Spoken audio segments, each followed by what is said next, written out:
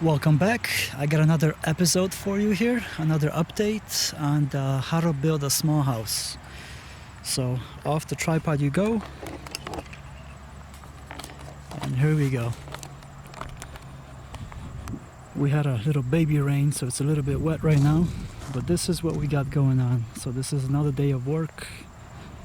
I figured I'll show you, just like promised. I'm gonna try to show you as much of this as I can, just so you have an idea what it actually takes to build a small house. So pretty much when you finish watching all of these, you can actually build your own house. And that's what my goal is for this channel, to teach you and show you how to do this. So that's what was done. Here's the agenda for today. This one is short and sweet. So this is what we're going to talk about. My head doesn't feel very good today because I'm getting over a headache that I had over the weekend. My clients took me out to eat at a restaurant and I got a freaking headache after it. So it takes me usually a day or two to recover from it, and I feel like a zombie today, so. But I'm gonna do this anyway and show you. So this is what was done just today. This took about 2 hours. So I'm going to show you and tell you time frames just for educational purposes, so you can know basically how long it takes, or how long something should take to do. So what the guys came out today is they put the rebar in that you can see here. This is your rebar. They put the rebar on those little chairs I showed you in the other episode. So that's what it sits on, because it has to be off the ground. In order for the foundation to get strength from rebar, that rebar has to be off the ground. You cannot put it on the ground, because then you're defeating the whole purpose of why it's there. So then the plastic goes on top of everything. If you watch the previous episode, you see how the dirt was disturbed and all the gravel all over the place. But now it actually looks kind of neat, and the plastic is a little bit wet because, like I said, we had a baby rain that came through, just sprinkled a little bit. So this took them about 2 hours to put that gravel and dirt where it came from and cover everything, put the rebar in, and then put the plastic on top of it. So that's basically what it looks like. So the next step with this would be concrete. So I have to have the inspector come here and inspect it, which he's coming tomorrow. He couldn't make it today. So he's coming tomorrow to inspect it, and if everything goes well, which it should, we're gonna have concrete delivered the day after that, and the guys will form this out. Well, it's formed already, but they'll pour the concrete, and then the fun stuff will begin, because you actually get to see the house go up. So I'll walk around just like before and get you dizzy. I guess that'll be the channel thing, that I walk in circles and get you guys dizzy, but I just want you to see everything, how this stuff looks from all the angles, kind of drink it in so you know what to expect if you choose to do this yourself. So you see the rebar in there, everything looks good, nice and neat. Let me show you this angle, make sure I don't step back and fall off the bank here. So that's my little baby house, little small house, 864 square feet. And I'll show you a picture of the plan that I came up with again, so you get an idea of what it is if you didn't watch the other episodes. And so this is it. The concrete that I'm going to pour, there's different flavors of concrete, just like different flavors of ice cream. So the one I chose to go with is a little bit better than the normal concrete, because it has fiber in it, and what the fiber does is just basically makes it stronger. So not only will the rebar makes it stronger on the perimeter, you see the rebar right there, the lines, the 2 lines, the rebar makes it stronger, plus the better concrete, the little upgrade, also makes the foundation stronger. So this is one of the most important things in the house, is the foundation, so you want to make sure that you have a good one. So this is what it looks like from this angle. And that option to upgrade the concrete is only $10 a yard. So this job should take somewhere 16 yards, give or take a yard or two. So if it's 16 yards times 10 bucks, you're looking at $160. So to me, in my opinion, to have a better foundation, 160 bucks is a no-brainer. So if you're doing this yourself, or if you're pouring anything really, it doesn't matter if it's a patio or something, ask the person who's going to be doing it for you to get the better concrete. Like I said, at 10 bucks a yard for 160 bucks in my case here, I mean, come on, that's a no-brainer. Why wouldn't you do it? So that's basically that. That's the foundation. Like I said, my head doesn't feel good today, so I'm gonna try to give you a quick episode before the concrete gets poured so you see all the steps, just like I promised you. So the next thing would be, what else? Ready for inspection, rebar plastic, 20 minutes for power.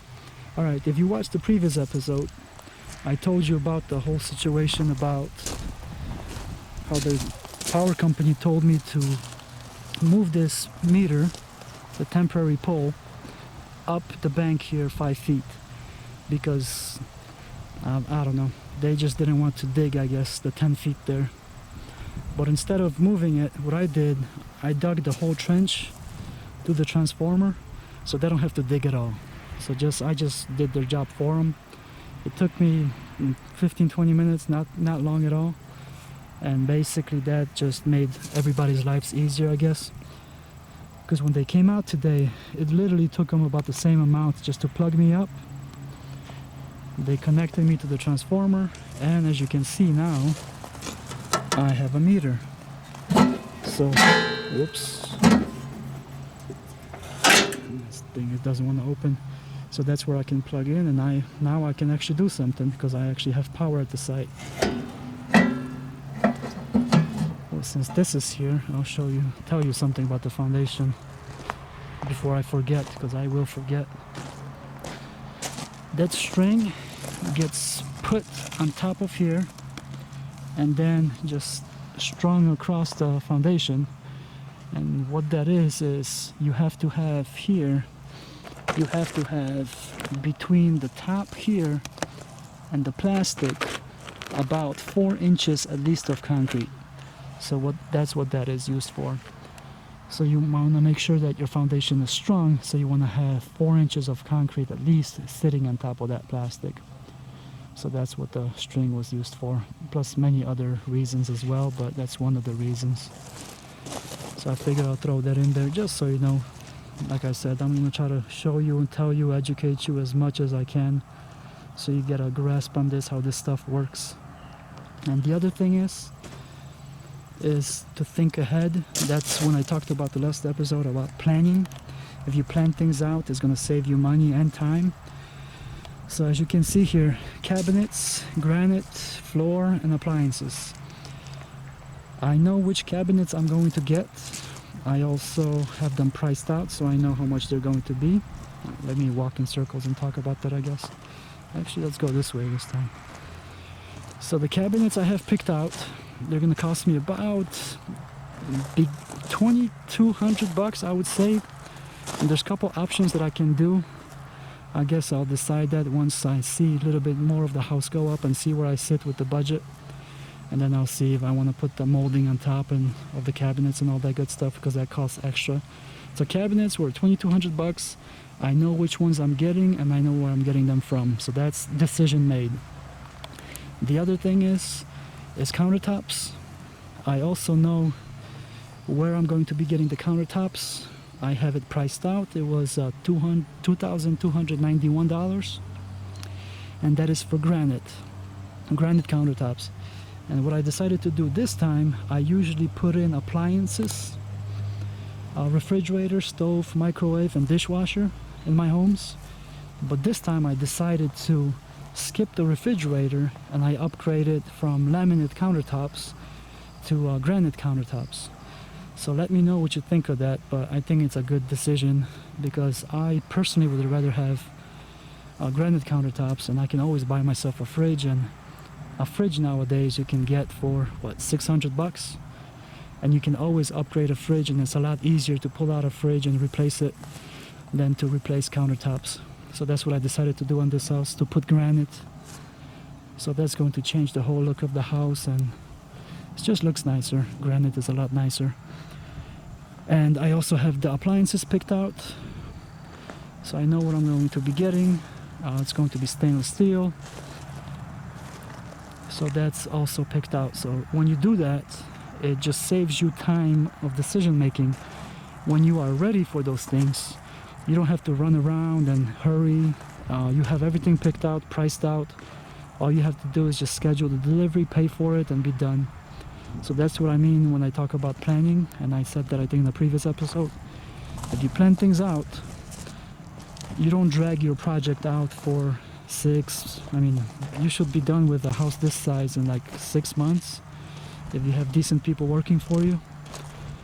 And I've watched a lot of videos, and I see people building homes for a couple of years, but different style home.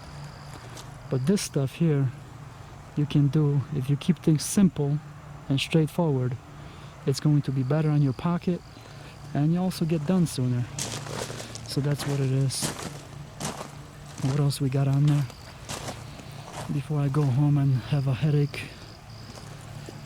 Let's see, appliances, floor. So I also have the floor picked out. It's a vinyl floor. Ever since I discovered vinyl, I absolutely love it. Vinyl floor is very forgiving, so you can put it on surfaces that are not even. So if you have an older house or you have some floor issues, vinyl flooring is absolutely awesome for that. So there's other flooring that are not as forgiving because they are very stiff.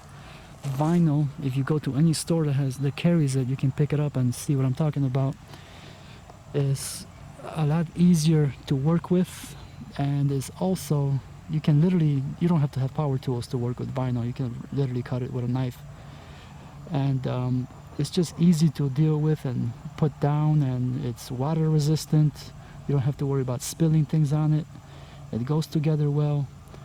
So just make sure you get the one that is tongue and groove, because the one with the glue, the vinyl flooring with the glue, is a pain in the butt, because the way that works, you have a lip on one of the pieces, well, both of the pieces, and you have to get it perfect when you set it in there. And if you don't, you got to lift it up, and you're losing that glue integrity each time you pick that up. And if you have a brain like mine or anything close to it with OCD and all the migraines and headaches, if it's not perfect in my eyes, I keep on lifting that, and that glue just loses integrity, and it's just eventually it just doesn't want to stick anymore. So it's just a pain in the butt to work with. So I don't get that one. I just get the one that's tongue and groove. So that's what it is. Nice quick update before the concrete comes. And obviously, just as you can see a pattern, I will tell you and show you all that stuff when it happens, which should be in about 2 days if everything goes well. So if you saw that, if you can please help me grow with the channel, so I'll appreciate it, and I will try to show you and teach you as much as I can on this channel. So thank you again for watching, and I will see you guys next time. Take care.